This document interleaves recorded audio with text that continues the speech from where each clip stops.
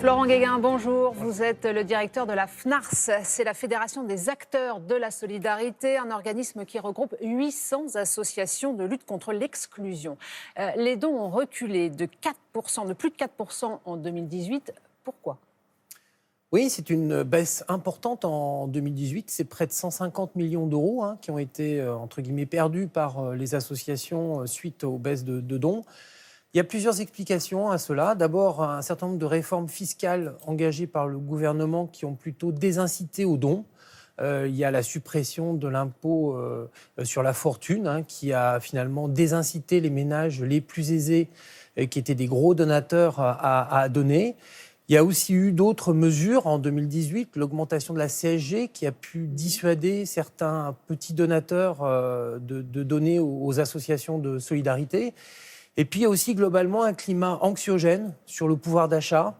Y compris le contexte social, ça compte, ça ? Bien sûr. En 2019, très clairement, un certain nombre de réformes en cours font que ça crée un climat d'inquiétude des Françaises et des Français qui finalement retiennent leurs dons par peur du lendemain. Justement, on disait donc 2018, les chiffres sont officiels. 2019, la tendance reste la même. On a entendu les Restos du Cœur, par exemple, qui appelaient à nouveau aux dons en fin d'année parce qu'ils n'arrivaient pas à boucler leur budget. La tendance 2019 sera la même ?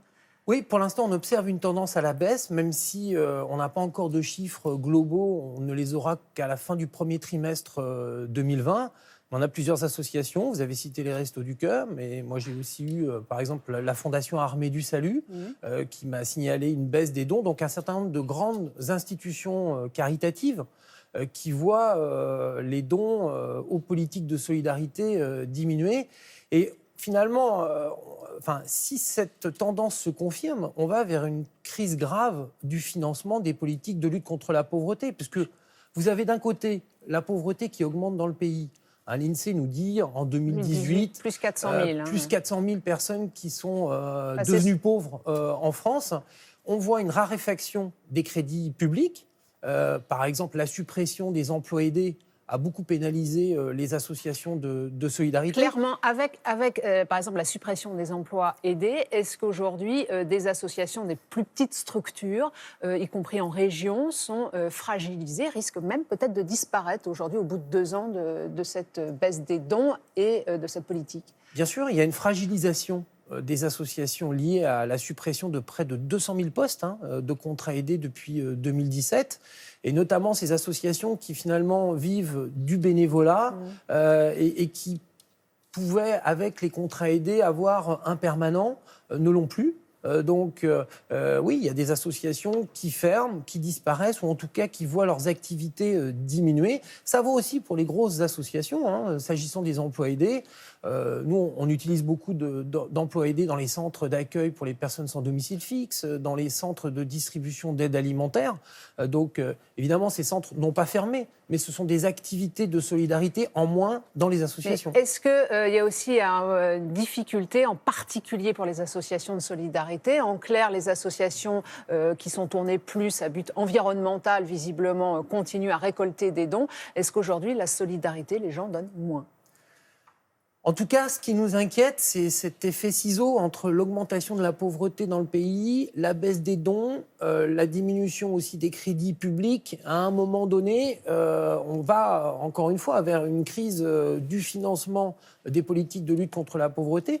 Et nous demandons clairement au gouvernement de compenser cela, parce qu'il s'agit de politiques de solidarité nationale, qui est une compétence de l'État, mise en œuvre par les associations de solidarité. S'il y a des mesures fiscales qui font que les dons diminuent, il faut qu'il y ait une forme de compensation de l'État. Ça veut dire que cette baisse des dons aurait dû être anticipée parce que ce sont aussi des choix fiscaux.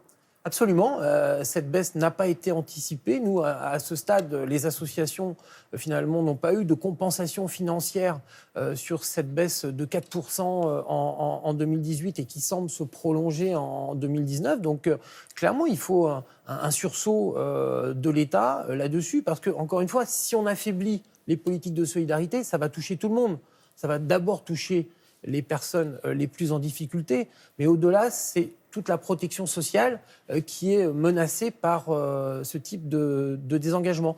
Je veux dire aussi que même si on observe une baisse des dons, on n'observe pas, je dirais, de repli égoïste de la France. Ça veut dire que les Français s'engagent, continuent à être bénévoles, par exemple? Absolument. On ne voit pas de diminution de l'engagement bénévole. Les Françaises et les Français acceptent toujours, et d'ailleurs de plus en plus, de donner de leur temps pour des actions d'intérêt général, de solidarité, de lutte contre la pauvreté, notamment les jeunes qui s'engagent beaucoup dans les associations de lutte contre l'exclusion, dans les associations aussi de protection de l'environnement, parce que c'est une cause qui anime beaucoup la jeunesse aujourd'hui. Donc, encore une fois, l'engagement bénévole se maintient. Il faut aussi que les dons financiers se maintiennent. On parlait des dons des particuliers. Il y a aussi un volet parfois dont on parle moins, c'est celui des entreprises. Les entreprises ont aussi des avantages fiscaux pour donner aux associations. Là, en 2020, il y a un point qui vous inquiète déjà? Oui, dans le cadre du débat sur la loi de finances 2020, il y a une mesure qui a été décidée par le gouvernement de réduction finalement des déductions fiscales pour les entreprises qui donnaient aux associations et en particulier aux associations de solidarité. Donc ça va être un manque à gagner supplémentaire pour les associations, en plus des mesures fiscales qui ont touché les particuliers. Donc là aussi, il y a une alerte. Si les entreprises se désengagent du financement des associations, on va encore une fois vers une crise grave et l'État devra compenser. Florent Guéguin le rappelle, de toute façon, il n'est jamais trop tard pour donner, même si là, l'année 2019 s'est terminée. Mais il y a des périodes de l'année quand même où c'est plus favorable pour vous de récolter des dons. Absolument, il faut continuer à donner, il faut continuer à s'engager, il faut que les citoyennes et les citoyens soutiennent les associations de lutte contre la pauvreté, encore une fois, dans un contexte social qui est très difficile pour les plus fragiles d'entre nous. Merci beaucoup, Florent Guéguin. C'est à vous, Damien.